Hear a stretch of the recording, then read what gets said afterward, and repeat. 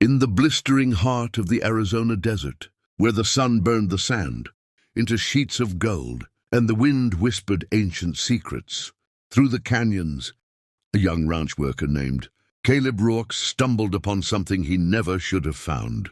He had been out looking for a missing horse, following hoofprints across cracked earth, when he noticed a narrow passage between two towering red rocks, an opening he'd never seen before. Despite riding this land for years, curiosity tugged at him, stronger than exhaustion, stronger than fear. He squeezed through the gap and stepped into a hidden oasis so stunning it felt almost unreal, like he had crossed into another world. Water trickled down from a tiny waterfall into a crystal pool, and wildflowers grew where no rain had touched in months. But what truly stopped his breath was what lay on a flat stone slab at the center of the clearing, a wooden chest, carved with symbols of the Apache tribe.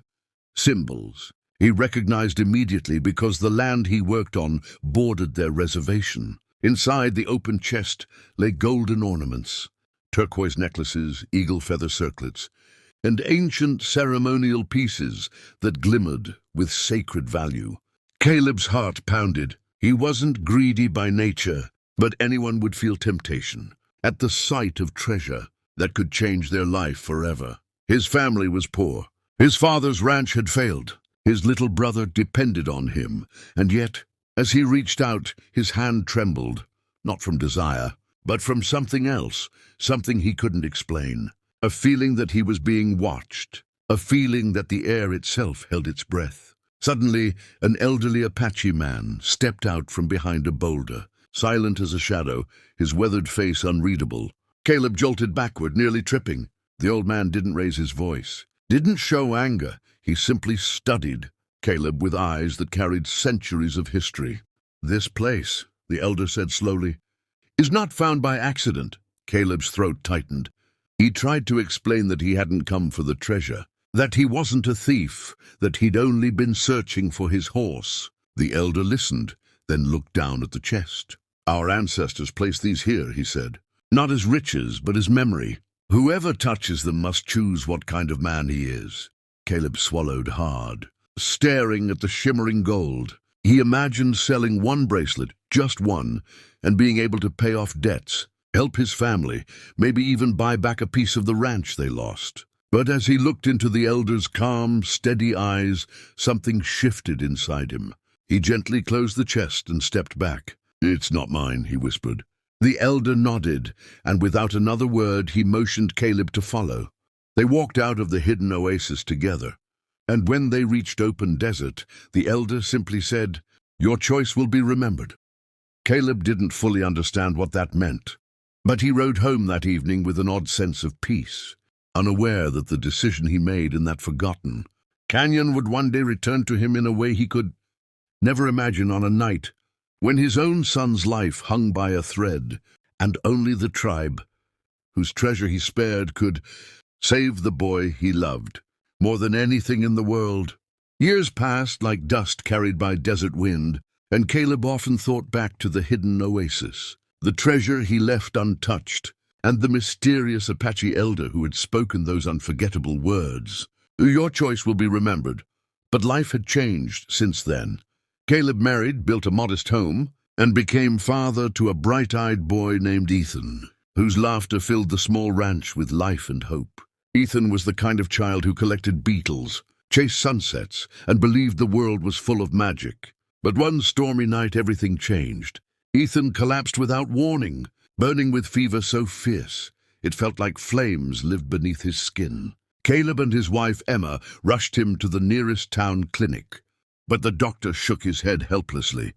Ethan had been bitten by a rare desert viper whose venom worked faster than any anti-venom, stocked in local hospitals. The only cure, the doctor said, existed in the form of an old tribal remedy, a mixture crafted from sacred roots and herbs known only to the Apache medicine keepers.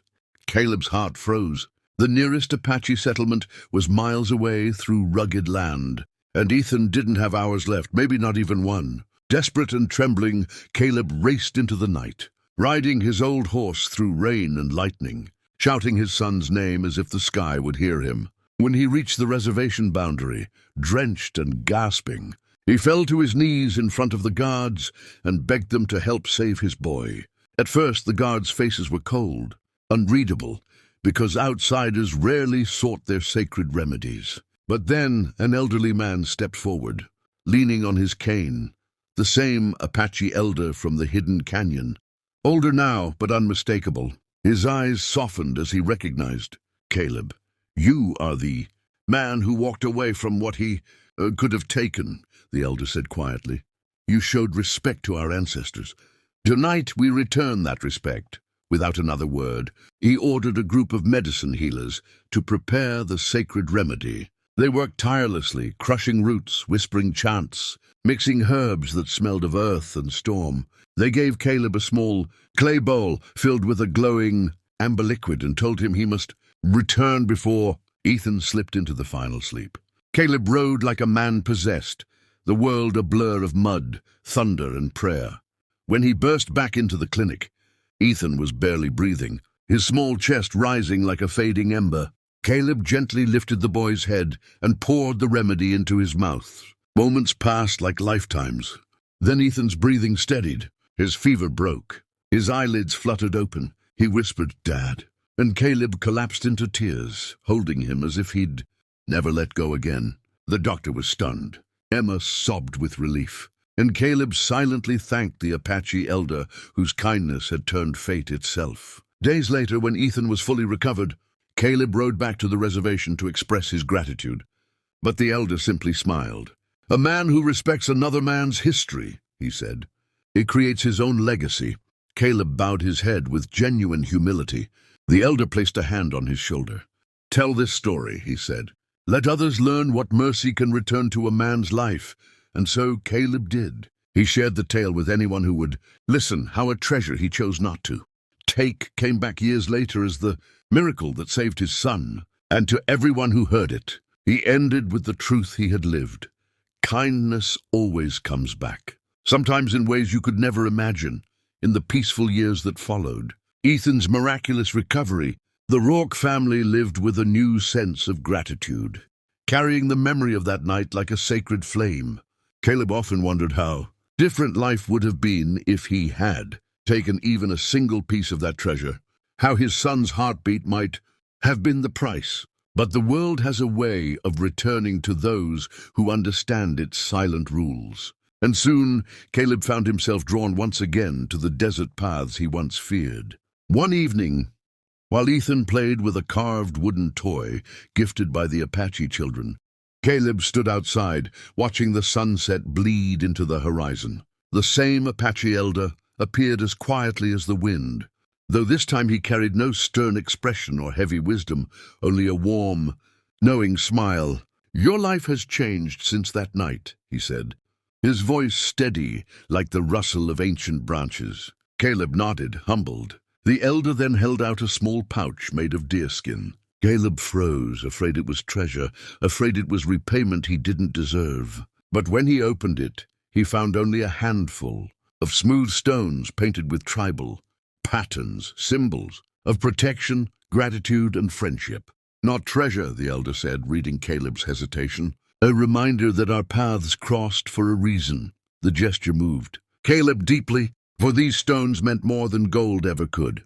They were proof that the bond between their families, their histories, had become something real. Years later, Ethan would grow into a young man who carried those stones in his pocket wherever he traveled, always remembering the tribe who saved him and the father who chose honor over greed. And though the hidden oasis remained untouched, sealed behind time and tradition, its legacy lived on through the choices made there, choices that shaped futures, healed wounds, and reminded all who heard the story that sometimes the greatest fortune isn't the treasure you find, but the goodness you leave behind. And so, the legend of Caleb Rourke became a whisper carried across campfires, schoolyards, and lonely desert winds, a tale of mercy that returned as a miracle and a lesson passed down through generations.